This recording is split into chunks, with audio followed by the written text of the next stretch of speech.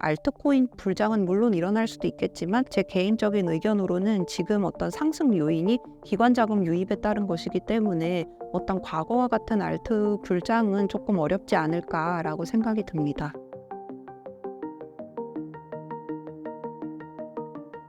네, 안녕하세요. 코비사 최윤영입니다.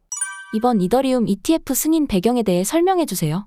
5월에 승인되기 이전에는 사실은 저희 말씀 나눴던 대로 승인이 안 될 것이다 라는 기대가 되게 컸는데, 이게 한 2주 전쯤에 SEC가 19B4라는 양식을 수정해서 다시 제출해라 이런 뉴스가 전달이 되거든요. 그래서 시장이 그날 하루만 이더리움이 거의 한 20%대 정도 올랐었고, 비트코인도 이제 같이 상승하는 추세를 보이긴 했습니다. 그런데 이 19B4는 아마 언론 보도에서 이미 많이 언급이 됐어서 여러분들 많이 아실 테지만, 19B4는 거래소가 SEC한테 내서 승인을 받는 거고, 거래소가 내는 거다 보니까 아무래도 뭐 트레이딩 룰이라던가 아니면 시장의 어떤 전반적인 영향들, 그거에 따른 규칙을 변경하는 거를 19B4라고 그러는데, 이게 그동안 계속 아무런 소통이 없다가 19B4를 수정해서 재제출해라는 소식이 전해지면서 기대가 커졌고, 결국에는 5월 23일에 현지 시간으로 19B4를 이제 부분적으로 승인을 했습니다. 왜냐하면 부분적이라고 말씀드리는 이유는 아직 S1, 그러니까 발행사가 내서 승인을 받는 약간 우리나라의 증권신고서 같은 서류가 또 있는데, 그거를 또 승인을 받아야 돼요. 이거는 별도의 과정인 거고, 그래서 지금은 5월 31일까지 SEC가 모든 발행사들한테 이제 수정해서 다시 제출을 해라, S1을요. 그래서 S1을 수정해서 제출하라고 한 상태고, 아마 지금은 계속 뭔가 퍼스트 드래프트를 내라고 했으니까 좀 소통이 이루어지고 있는 과정 중에 있는 것 같습니다. 이번 이더리움 ETF 승인에는 어떤 의미가 있을까요? 배경이 가진 의미를 말씀을 드리기 위해서는, 일단 지금 슬라이드 보시는 것처럼 19B4를 승인할 때 SEC가 뭐라고 했는지, 그러니까 무슨 글이 쓰여져 있는지를 보는 게 중요할 것 같아요. 그런데 여기 보시면은 분홍색으로 제가 표시해드리긴 했는데, 이더리움 현물 ETF를 뭐라고 그러냐면 Commodity Based Trust Shares라고 하거든요. 그러니까 결국에는 커모디티, 그러니까 ETF의 기반 자산이 되는 이더리움을 상품이라고 한 부분에 대해서 오케이를 해준 거예요. 그러니까 사실은 이거는 증권성 측면이라던가 아니면 ETF의 기초 자산이 될 수 있다를 승인해 줬다는 점에서 개인적으로는 이더리움에 굉장히 큰 의미가 있다라고 생각이 드는데, 다만 여기서 말씀드리고 싶은 건 뭐냐면, 반면에 SEC가 S1 폼을 수정을 할 때 원래는 발행사 입장에서는 ETF를 만약에 발행을 했을 때는 사실 담보금처럼 이더를 보유하게 되는데, 보유한 이더를 가지고 스테이킹을 해서, 스테이킹을 하면 보상이 나오니까 그 보상을 ETF 투자자들한테 약간 인컴처럼 주겠다, 이런 문구가 들어가 있었거든요. 그런데 S1 폼을 수정하면서 SEC가 이 부분 빼라 그러면서 발행사나 자산운용사의 스테이킹에 대해서도 뭐라고 고치냐면 ETF 관련 이더는 스테이킹이 불가하다라고 이야기를 해요. 그렇기 때문에 의미에서 왜 말씀을 드리냐면, 결국에 이게 스테이킹이 빠진 이더를 기반으로 한 ETF거든요. 그러다 보니 제 생각으로는 조금 수익성 부분에서는 좀 떨어질 거고, 그만큼 조금 수요는 덜할 테지만 어찌됐건 이건 굉장히 중요하다. 그리고 두 번째 의미는, 아무래도 이더를 상품이라고 한 부분에 대해서 SEC가 오케이를 해서 여러 가지 의견이 있는 것 같아요. 뭐 어떤 분은 이게 지금 다른 거래소들이랑 SEC랑 소송을 하는데 그 증권성에 있어서도 이미 지금 이 공적인 문서에 커모디티 베이스드라고 했으니까 상품이라고 주장하는 거에 있어서 뭔가 설득력을 가질 수 있다라고 주장을 하시는데, 제 의견은 어떠냐면, 이게 스테이킹이 빠졌기 때문에 어찌됐건 SEC가 증권성 쪽에서 자꾸 태클을 거는 거는 스테이킹이거든요. 그런데 증권성 이슈는 빼고 이거는 절대 안 돼. 근데 나머지 이더에 대해서는 상품이라고 한 부분 오케이 해줄게 라고 한 부분이니까, 사실 증권성이라던가 아니면 이더와 같은 가상자산에 대해서 관할권, SEC나 CFTC가 지금 뭔가 관할하려고 하잖아요. 그 부분에 대해서는 조금 아직까지는 지켜봐야 된다 정도로 말씀을 드립니다. 비트코인 ETF의 경우 승인 직후 가격이 하락했는데 이더리움 가격 향방은 어떻게 보시나요? 네, 이거 말씀드리기 위해서는 아무래도 그레이스케일의 이더리움 트러스트라는 상품에 대해서 이 상품은 사실 지금 신탁 형태이기 때문에 아직 ETF로 전환은 안 됐어요. 그런데 아까 말씀드렸던 19B4의 수정에 대한 뉴스가 들리면서 이 디스카운트 폭이, 그러니까 그레이스케일 이더리움 트러스트의 디스카운트 폭이 확 축소를 하거든요. 왜 그러냐면 이게 투자자들 입장에서는 이게 어차피 현물 이더로 전환이 될 텐데 현물 ETF로 전환되기 전에 조금 디스카운트된 가격으로 살려고 하다 보니 이 폭이 좀 줄었습니다. 그러면은 승인된 다음엔 어떻게 될 거냐? 저희가 그레이스케일 비트코인 트러스트 때 봤었던 거랑 비슷해요. 저희 실제로 1월 초를 생각해 보시면 비트코인 현물 ETF 승인된 다음에 GBTC, 그러니까 그레이스케일 비트코인 트러스트라는 상품에서 자금이 무지 많이 빠져나갔거든요. 그 이유 중 하나가 수수료예요. 이 그레이스케일 이더리움 트러스트 같은 경우도 지금 여기 슬라이드에서 보시는 것처럼 매니지먼트 피가 2.5, 그러니까 수수료가 2.5%예요. 그러면 다른 현물 기반 ETF보다 조금 수수료가 비싸기 때문에 기관 투자자들 입장에서는 이런 수수료가 굉장히 중요하기 때문에 그레이스케일 이더리움 트러스트에 자금이 몰려 있는데 그게 아무래도 좀 자금이 유출이 될 거고 그 과정에서 조금 어느 정도 조정은 될 수 있을 것 같아요. 그런데 최종적으로 이거는 이제 리서치 센터에서 이더리움 적정 가치에 대해서 얼마라고 매겼는지도 말씀을 드리고 싶은데 이거는 물론 가격은 아니지만 이더리움에 대해서 저희는 한 9,421 정도로 에스티메이트를 했거든요. 왜 그러냐면은 이게 간단히 어떤 방법을 썼냐면 현금 할인 흐름법이라고 해서 현재 지금 나오는 현금 흐름을 가지고 성장률 매겨서 미래 현금 흐름이 어떨지를 평가해서 그걸 다시 현재 가치로 할인을 하는 겁니다. 그런데 이더리움의 현금 흐름이라는 건 결국에 네트워크 거래 수수료랑 또 그 다음에 중요한 게 스테이킹 보상이거든요. 그래서 이걸로 에스티메이트를 했을 때는 9,421이고 실제로 이더리움 현물 ETF 승인된 다음에 장기적인 가격에 있어서 뭐 8,000이다, 9,000이다 이런 의견들도 나오고 있기 때문에 장기적으로는 우상향한다 정도로 말씀을 드립니다.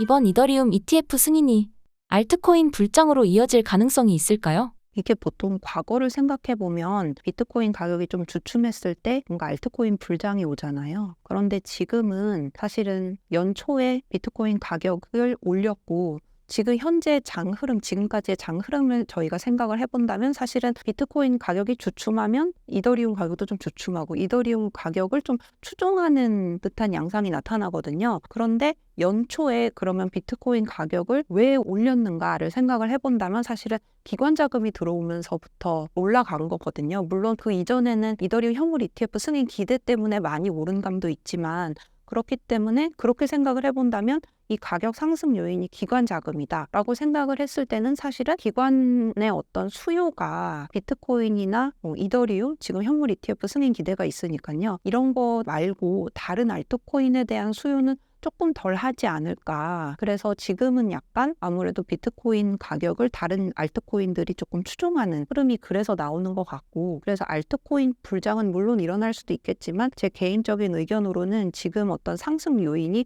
기관 자금 유입에 따른 것이기 때문에 어떤 과거와 같은 알트 불장은 조금 어렵지 않을까라고 생각이 듭니다. 이더리움 ETF 승인의 기대 효과는 무엇인가요? 기대 효과를 말씀드리려면 이게 자금 유입이 어느 정도 될 거냐에 대해서 좀 예측을 많이 하시는 것 같아요. 그래서 시장에서는 지금 현재 저희가 비트코인 현물 ETF를 경험하고 있는 정도에서 한 15에서 25% 정도를 예측을 하시더라고요. 그런데 약간 조금 더 이제 보수적으로 예측을 하고 계시는 에릭 발투나스 같은 경우는 내가 15에서 20%라고 하는 이유는 아무래도 이더리움 현물 ETF 때 아까 말씀드렸던 대로 스테이킹이라는 요소가 빠졌기 때문에 어떤 수익이라던가 어떤 수요 측면에서 조금 자금 유입 정도가 좀 적다고 이제 평가를 했다고 말씀을 하시고 계세요. 하지만 그러면 15에서 25%가 과연 이더리움 가격이라던가 뭐 앞으로 네트워크의 발전에 어떤 효과가 있냐가 궁금하실 것 같은데 15에서 25% 정도만 해도 사실은 이더리움 자체적으로 이렇게 기관 자금이 앞으로 들어오는 거니까요.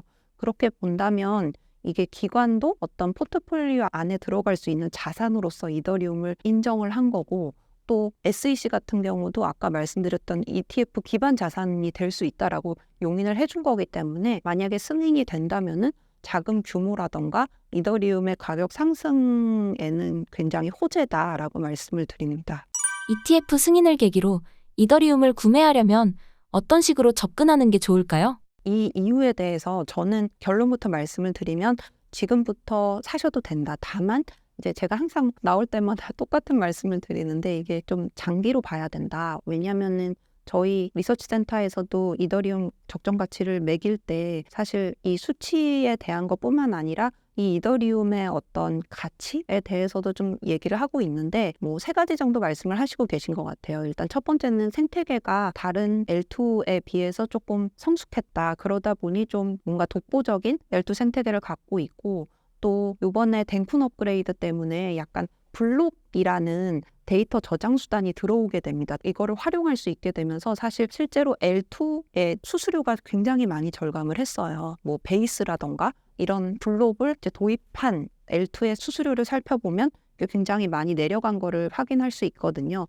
이거는 또 저희가 그거 말고 다른 번역 보고서에서 실제로 그래프라던가 수치적으로 보여드리고 있는데 그런 거를 봤을 때는 어떤 자산의 장기적인 관점에서 봤을 때는 가치가 있는 거다. 그렇기 때문에 이더리움을 보유하고 계시지 않는 분들께는 저는 언제든 진입하셔도 되는데 다만 어떤 이런 네트워크의 가치라거나 아니면 기관 자금이 들어오는 정도 그 기간을 생각을 해보셨을 때는 조금 장기적으로 보셔라 라고 말씀을 드립니다. 비트코인 외에는 의미 없다고 하는 분들이 많은데 이번 승인을 계기로 이더리움도 가치를 인정받았다고 볼 수 있을까요? 일단은 기관처럼 좀 어떤 포트폴리오 이론에 기반해서 어떤 자산을 포트폴리오에 넣고 이런 과정이 굉장히 중요한 기관 입장에서 어떤 ETF가 투자 수단이 확보된 거고 그 투자 수단의 어떤 기반 자산으로서 이더리움을 인정을 한 거고 그거를 또 미국의 금융 당국이 승인을 한 거는 굉장히 큰 의미라고 봐요. 이따가 말씀드리긴 할 건데 그러면은 사실 저희 생각해보면 이더리움 승인 기대가 좀 높아지면서 사실은 다른 알트코인, ETF 기반 자산들에 대한 그러면 다음 기반 자산은 뭘까? 이런 기대가 작용하면서 다른 자산들도 좀 올랐었거든요. 예컨대 솔라나라거나 뭐 리플이라거나 이런 자산들, 넥스트 타자가 될 수 있는 자산들이 가격이 올랐는데 그거에 대한 말씀을 미리 드리자면 일단은 올해 안에 아니면 가까운 시일 내에 어떤 이더 기반 뭐 ETF처럼 어떤 뭐 솔라나라거나 뭐 리플이라거나 아니면 넥스트 타겟, 그러니까 다른 알트코인을 기반으로 ETF를 신청하는 거는 무리일 것 같다. 왜냐면은 사실 저희 이더만 생각해봐도 이미 미국 시장에 이더 선물이 거래되고 있었거든요. 다 승인돼서 거래되고 있었는데 알트코인을 생각해보면 적어도 미국 시장 내에서는 그런 게 전혀 없잖아요. 그래서 적어도 어떤 선물이 없다는 거 그리고 그 다음에는 아까 말씀드렸던 스테이킹을 만약에 이더리움 현물 ETF가 이런 식으로 스테이킹 없이 승인이 되면 다른 알트코인도 비슷하게 진행이 될 거거든요. 그렇게 봤을 때는 사실은 뭐 수익성이라거나 아니면은 선물 기반 ETF가 없는 점을 봤을 때는 올해 안에 그리고 증권성 이슈도 있어요. 이게 소송적으로 좀 뭔가 어떤 판결이 나는지에 따라서 왜냐하면 이 기반 자산이 증권이다 했을 때는 미등록 증권을 거래하게 되는 거니까 아무래도 그게 굉장히 부담으로 작용할 수 있다는 점에서 본다면은 사실은 다음 알트코인이 뭔가 ETF로 논의가 시작되는 데에는 좀 시간이 걸릴 것이다 라고 저는 생각을 하고 그렇기 때문에 이더라거나 비트코인처럼 현물 기반 ETF로 뭔가 승인이 되는 과정들이 굉장히 의미가 있다. 그렇기 때문에 이더리움도 어느 정도는 좀 자산으로서의 위치, 어떤 전통 금융권에서 이렇게 거래가 될 수 있는 그런 자산으로 올라오지 않았나, 그런 의미가 있지 않나라고 말씀을 드립니다.